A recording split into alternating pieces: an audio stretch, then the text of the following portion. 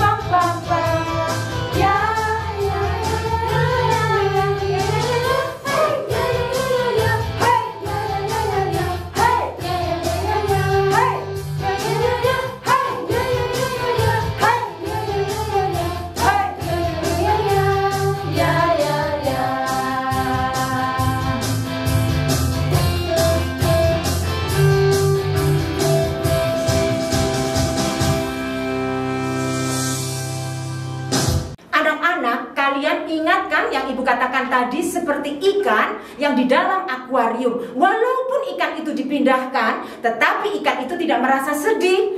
Dan kalian juga tahu kan, baru saja kita mengalami badai yang cukup berat dan banyak rumah yang rusak, jalan yang rusak, bahkan lampu yang saat ini belum menyala. Tapi kalian ingat bahwa kasih Kristus tetap ada bersama dengan kalian. Anak-anak, kita akan mendengarkan firman Tuhan. Pak Ananias akan bersama-sama dengan kalian. Mari siapkan Alkitab kalian. Teman-teman, sebelum mendengarkan firman Tuhan, mari kita angkat pujian firman Tuhan ada di hatiku. Ku buka Alkitab, lalu ku baca. Srek, srek, srek, srek, srek, srek. Ku buka Alkitab, lalu ku baca. Srek, srek, srek, srek, srek, srek. Firman Tuhan ada di hatiku, ada di belakangku, ada di hidupku, dan terus bertumbuh sirami jiwaku. Berbuah, berbuah, berbuah, berbuah, berbuah, berbuah, berbuah, berbuah. Firman Tuhan ada di hatiku, ada di belakangku, ada di hidupku, dan terus bertumbuh sirami jiwaku. Berbuah, berbuah, berbuah, berbuah, berbuah, berbuah, berbuah, berbuah. Berbuah, berbuah, berbuah, berbuah, berbuah, berbuah, berbuah, berbuah.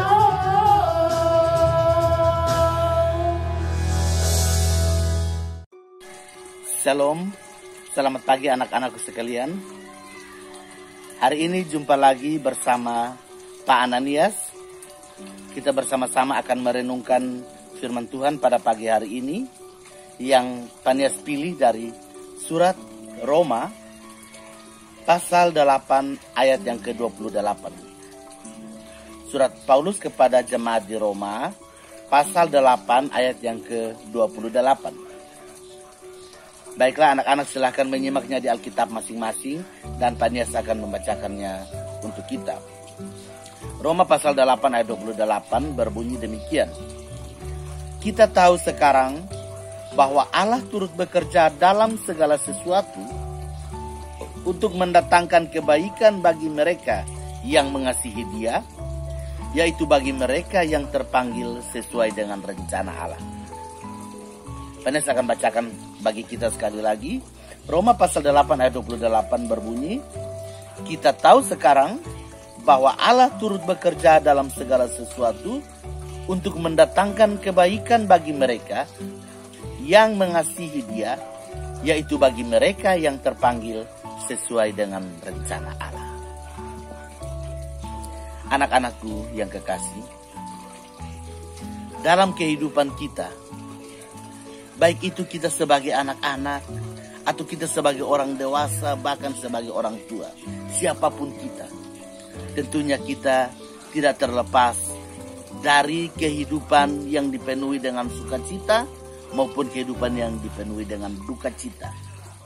Terkadang Tuhan mengizinkan kita untuk merasakan kesenangan, tetapi terkadang juga Tuhan mengizinkan kita untuk merasakan duka cita atau kesusahan. Ketika kita mengalami kesusahan, ketika kita mengalami duka, terkadang kita berpikir bahwa Tuhan tidak berpihak pada kita. Terkadang kita berpikir bahwa Tuhan tidak mendengarkan doa kita. Masa saya berdoa minta kesenangan, Tuhan memberikan saya duka cita? Buktinya opa saya meninggal. Buktinya oma saya meninggal. Bapak saya atau mama saya sakit tidak sembuh-sembuh. Saya juga seperti itu. Mana Tuhan? Tuhan tidak mendengar doa saya. Tuhan pasti sengaja membuat saya susah. Tuhan pasti merancangkan kecelakaan buat saya. Apakah seperti itu anak-anakku? Apakah Tuhan punya hati yang curang seperti itu untuk mendatangkan bencana, mendatangkan sukacita atau sial kepada kita? Anak-anakku, masih ingat Yeremia pasal 29 ayat 11? Di Yeremia pasal 9 ayat 11, Allah berfirman, "Aku ini mengetahui rancangan apa yang ada padaku mengenai kamu, demikianlah firman Tuhan, yaitu rancangan damai sejahtera dan bukan kecelakaan, untuk mendatangkan kepadamu hari depan yang penuh harapan." Rancangan damai sejahtera dan bukan kecelakaan. Ingat itu adalah hati Tuhan yang perlu kita ingat. Jadi sekarang, jika kita mengalami duka cita atau kita sementara dirundung oleh duka atau masalah atau kesusahan, jangan pernah menyalahkan Tuhan, jangan pernah meragukan hati Tuhan yang mengasihimu. Ingat bahwa Tuhan Allah kita bekerja dalam segala sesuatu untuk mendatangkan kebaikan bagi kita, sesuai dengan firman Tuhan yang baru saja kita baca dari Roma pasal 8 ayat 28 tadi. Untuk hal ini Pak Nias punya sebuah cerita menarik.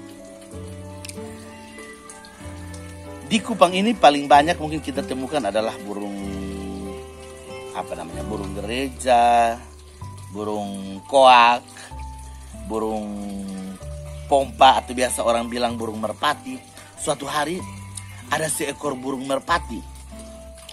Burung merpati mungkin modelnya seperti ini karena dia sudah lama hidup di Kupang. Dia merasa jenuh. Kupang panas. Kupang ini kalau lagi musim kemarau, semuanya kering. Kita keringatan, apalagi kalau AC-nya mati. Aduh, payah. Tapi kalau musim hujan seperti ini, Kupang kita tidak bisa kemana-mana. Di mana-mana ada banjir, hujan. Apalagi kalau kita mau ke Jawa, hujan, banjir. Sampai rumah-rumah penduduk disapu rata. Kayaknya Indonesia ini kurang aman. Lebih baik saya keluar saja dari Indonesia ini ya. Tapi kemana ya? Saya pergi cari tempat yang dingin. Di sana ada salju, di sana dingin. Saya pasti segar. Saya pasti tidak seperti ini. Saya pasti lebih cantik, lebih ganteng. Akhirnya suatu hari burung merpati ini pun mengambil keputusan untuk pergi terbang ke luar negeri jauh, ke benua Eropa bahkan lebih. Sampai pada sebuah benua yang penuh dengan es, yang penuh dengan salju. Namanya apa? Ya benar, namanya benua Antartika. Dia sampai di Antartika yang hampir-hampir tidak ketemu matahari. Kalau anak-anak lihat di globe, di peta di bola dunia, itu dia ada di paling bawah warna biru. Itu adanya es dan salju dingin. Kita saja yang minum es campur atau makan es krim saja ngilu, dingin. Burung merpati ini nekat pergi ke sana. Dan satu hari dia memutuskan untuk terbang. Dia terbang. Pergi terus terbang. Sampai akhirnya dia melewati benua Asia. Dia masuk benua Eropa. Dan terbang terus. Dan sampai satu saat dia masuk terbang sampai ke tempat tujuannya. Wah, kok di sini dingin ya?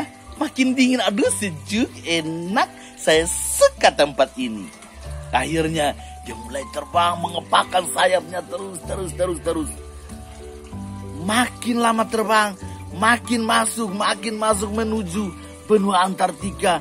Dan makin lama, kok sayap saya makin berat ya? Aduh, ini bagaimana ini? Kok susah sekali saya menggerakkannya. Dan dia terbang. Makin lama makin berat. Dan akhirnya dia jatuh. Ternyata anak-anakku, sayapnya penuh dengan salju. Makin lama salju ini makin membeku, membentuk seperti es batu di sayapnya. Sehingga tidak bisa lagi terbang. Yang ada adalah berat.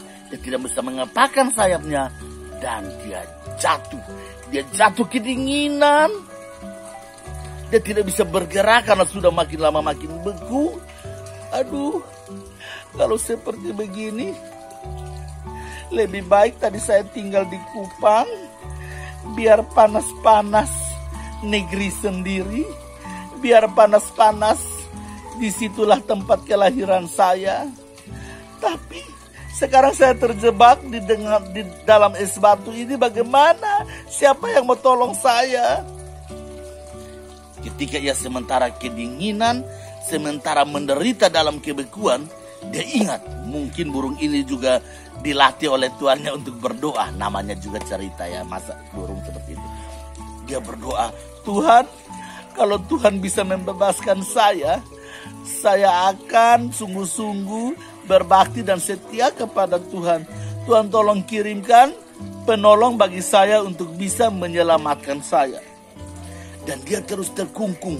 Dia terkungkung di dalam es batu yang begitu menderita, tidak bisa membuat sayap-sayapnya bergerak. Ketika dia berdoa dan belum selesai berdoa, datanglah seekor kerbau, seekor sapi. Dia lihat, wah, sapi. Wah, ada sapi yang datang. Nah, apa yang bisa dilakukan oleh sapi ini terhadap saya? Yang ada, pasti dia tidak bisa melihat saya. Pasti saya diinjak. Tidak, Tuhan, bukan ini yang saya minta. Tuhan, jangan celakakan saya untuk kedua kali. Tuhan, saya minta penyelamat atau penolong bagi saya. Bukan sapi yang bisa menginjak saya. Dia sangat menderita dan dia sangat ketakutan. Tiba-tiba apa yang terjadi, anak-anakku? Sapi ini berdiri tepat di atas dia. Sapi ini berdiri tepat di atas burung merpati ini. Oh tidak, takut. Wah, apa yang mau dilakukan sapi ini terhadap saya? Lalu tiba-tiba tanpa diduga, sapi ini tiba-tiba buang air besar. Oh, BAB, BOA. Buang air besar tepat di atas burung ini. Tung, wah, tidak. Tuhan, kenapa tambah penderitaan saya? Saya kan sudah beku di dalam bongkahan es batu ini. Kenapa Tuhan kasih lagi tai sapi di atas saya? Wah, Tuhan betul-betul keterlaluan. Sudah minta tolong, bahkan tai sapi yang dikasih. Oh, lalu apa yang terjadi? Sapi ini tidak beranjak dari dia, tapi sapi ini pun tidak menginjak dia. Dan dia merasa, wah, makin lama badan saya makin hangat. Tai sapi kan hangat. Pak Nias belum pernah rasa. Terus lama-kelamaan es batu yang ada di tubuhnya, di sayapnya, di bulu-bulunya mencair. Dia merasa, wah, ada yang meleleh, ada yang mencair dari tubuh saya. Kok es batu ini, salju-salju ini makin mencair, makin hilang. Dan sebelum beranjak dari atas tubuh burung ini, sapi ini menghadiahkan sesuatu lagi buat dia. Ternyata sapi ini buang air kecil lagi di atasnya.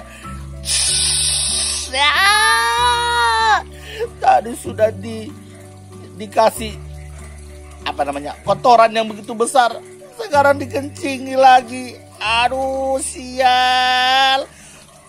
sial berturut-turut. Memang dasar. Tuhan, saya kan minta tolong untuk memberikan penyelamat bagi saya, bukan sapi yang sudah buang air besar, buang air kencing lagi. Bau jorok. Dan tiba-tiba sapi ini pun beranjak pergi meninggalkan burung merpati ini. Kemudian makin lama burung merpati ini merasa, wah, kok tadinya dengan kotoran sapi itu, es batu yang ada di dalam tubuh, di sayap saya, di tubuh saya mencair semua. Tiba-tiba sapinya buang air kecil lagi. Kok sekarang sudah bersih, tidak ada lagi kotoran-kotoran sapi itu, tidak ada lagi es batu. Saya sudah bersih. Saya sudah bisa lebih ringan lagi. Kayaknya ini saya sebentar lagi sudah bisa terbang. Lama-kelamaan sapi ini setelah pergi, ternyata burung merpati ini mulai kering bulu-bulunya, sayap-sayapnya, dan bisa terbang lagi. Dia bisa bergerak lagi. Dan dia mulai sadar, ternyata apa yang tadi saya bilang sial, yang Tuhan berikan kepada saya berupa tai sapi dan kencing sapi, ternyata itu merupakan cara Tuhan untuk menolong saya. Tuhan memberikan tai sapi yang panas, yang hangat, untuk membuat es batu atau salju yang membeku di sayap saya, di tubuh saya ini mencair. Tapi Tuhan juga memberikan kencing sapi yang lebih hangat lagi untuk membersihkan bulu-bulu saya, sayap-sayap saya dari tai sapi yang begitu bau. Sehingga saya bisa bersih, saya bisa cepat kering, dan bisa terbang lagi. Aduh, terima kasih Tuhan. Lain kali kalau saya ada masalah lagi, Tuhan tolong kirimkan sapi lagi ya, supaya saya dikasih tai sapi lagi, supaya saya dikasih kencing sapi lagi ya. Nah, anak-anakku, seperti begitulah kehidupan kita.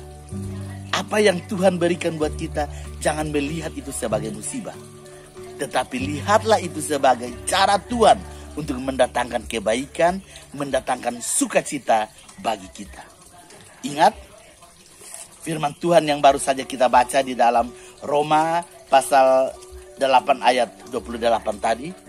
Kita tahu sekarang bahwa Allah turut bekerja bagi mereka yang mengasihi Dia, yaitu bagi mereka yang terpanggil sesuai dengan rencana Allah. Pak Nias mau ayat firman Tuhan ini menjadi pegangan buat kita, dan bahkan menjadi ayat hafalan bagi kita selama sepekan ini, supaya kita betul-betul meyakini bahwa Tuhan tidak pernah meninggalkan kita, bahkan sedetik pun. Apa yang dipandang buruk, apa yang dipandang kecelakaan, bahkan kesialan oleh manusia, itu dipakai Tuhan untuk mendatangkan kebaikan bagi kita. Shalom, selamat belajar. Biarlah hari ini menjadi hari keberkatan bagi kita, dan Tuhan akan menyatakan kebaikannya bagi kita. Haleluya. Tuhan Yesus memberkati kita.